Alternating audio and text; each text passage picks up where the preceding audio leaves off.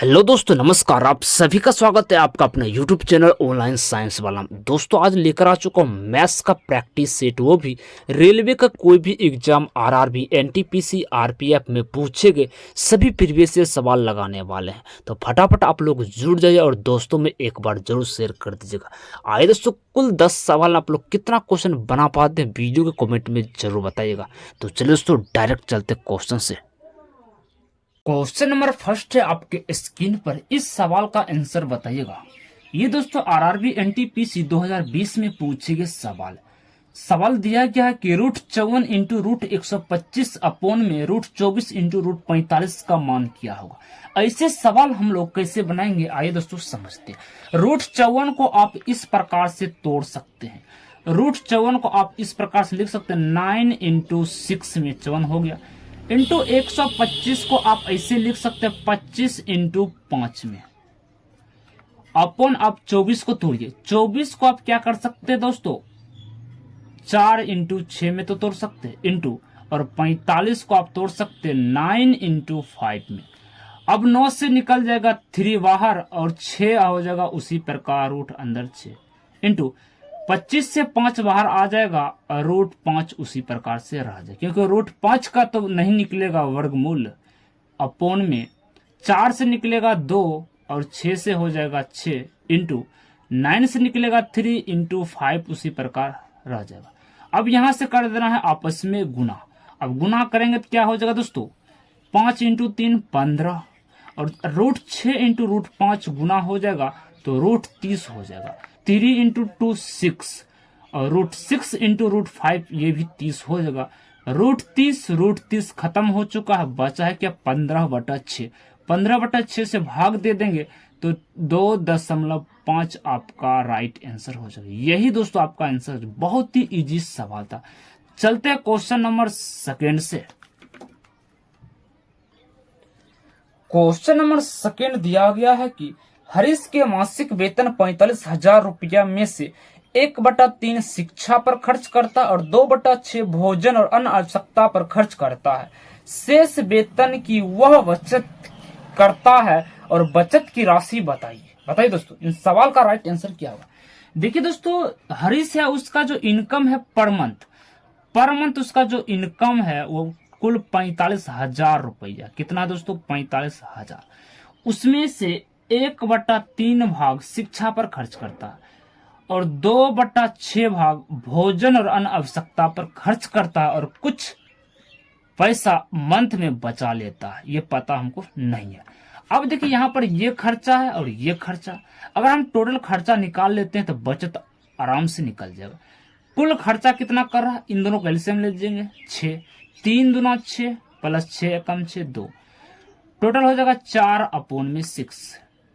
ये जो नीचे वाला जो वैल्यू है दोस्तों, ये ओरिजिनल वैल्यू होता है। उसका कुल इनकम 6 है। मान लेते दोस्तों कुल इनकम उसका पर मंथ 6 रुपया है, 4 रुपया खर्च करता तो बचाता कितना होगा, 2 रुपया बचाता होगा।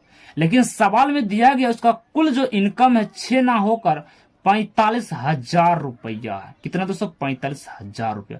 तो 6 का कितना गुना हो जाएगा, 6 7 42 और 6 5 30, 7500 रुपया हो जाएगा। यानी एक का मान 7500 हो गया, यानी कि 7500 गुना, तो बचत भी 2 रुपया ना करके हर मंथ 7500 गुना करता होगा।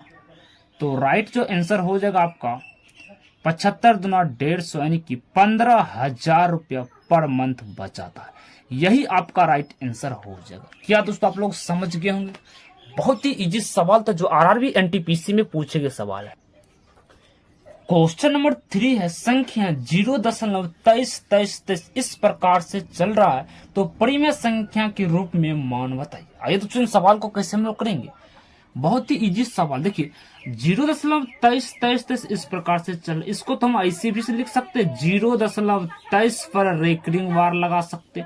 रेकरिंग वार का मतलब होता है दोस्तों, यानी कि ये संख्या बार बार रिपीट हो रहा, तो हम एक ही संख्या पर रेकरिंग वार लगा सकते।